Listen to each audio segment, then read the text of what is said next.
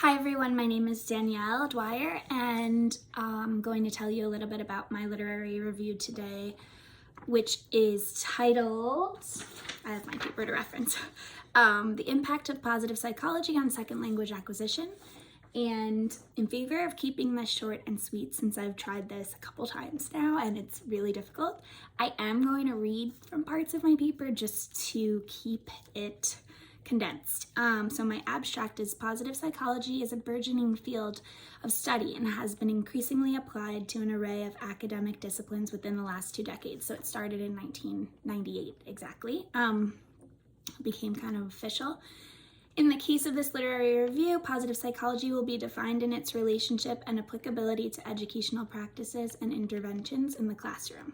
A critical perspective on the recent successes behind positive psychology's subfield, positive education, will be analyzed in its application to strengthening positive psychology in second language acquisition specifically. So I can skip around here. The foundations of positive education provide a guide for researchers to highlight the empirical successes of this juncture and use them to delineate a foundation of core values and a new agenda as it could be applied to the future of second language acquisition teaching.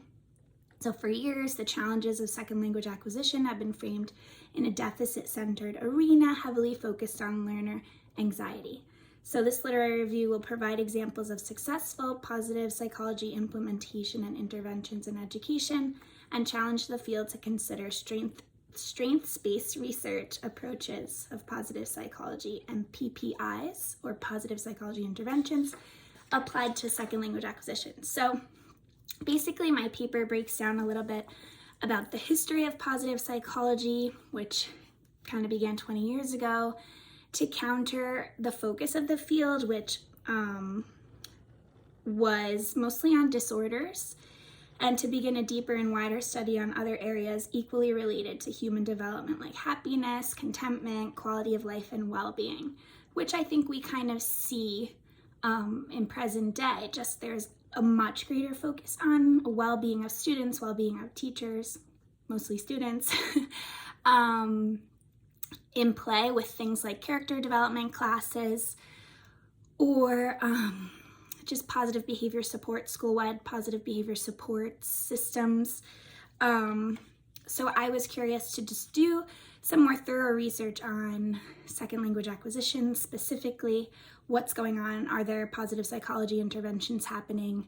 Where, and are they successful? And what does the future of that look like? So I discovered that they are being implemented, so positive psychology interventions can look differently. There are a couple of models that are being tested in different ways, whether it's, so basically one model is to identify character strengths of students. So there's like a test, basically studies have been done on what are the most, or like the top 10 character strengths of people, and then students take a test at the start of the year to identify what their strengths are, and then teachers just find ways for them to consider and reflect upon their strengths and use them throughout school in different ways in different subjects. But the way that those kind of interventions were then applied to second language acquisition was with, one example was of a textbook which uses positive psychology interventions as the content itself, but then different elements of language acquisition like grammar points, like reading, writing, listening, and speaking exercises,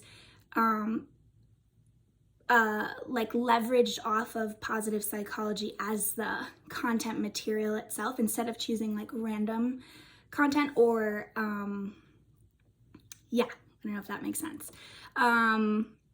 Which I really loved, and I think could be an excellent continued study and research for more textbooks to be created based on positive psychology, but specifically for English as a new language, which I didn't discover any specifically for.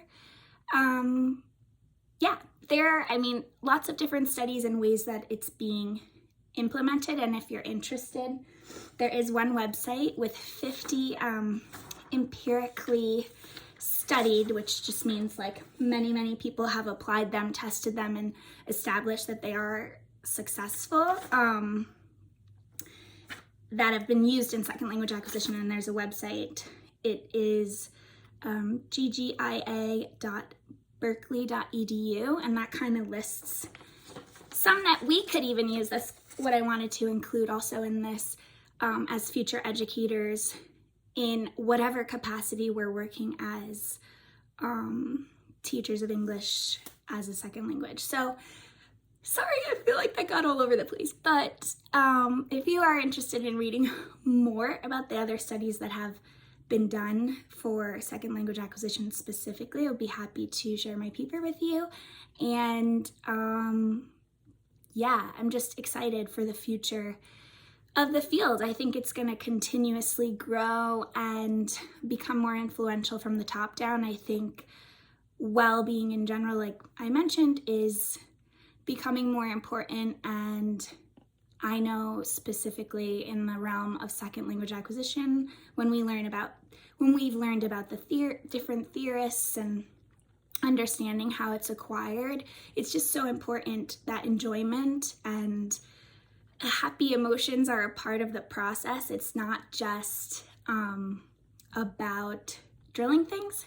And as we know, anxiety in the classroom can put up that filter, that mental block, like Krashen mentions. And yeah, it's important to create an environment that leverages students' strengths. So that's it.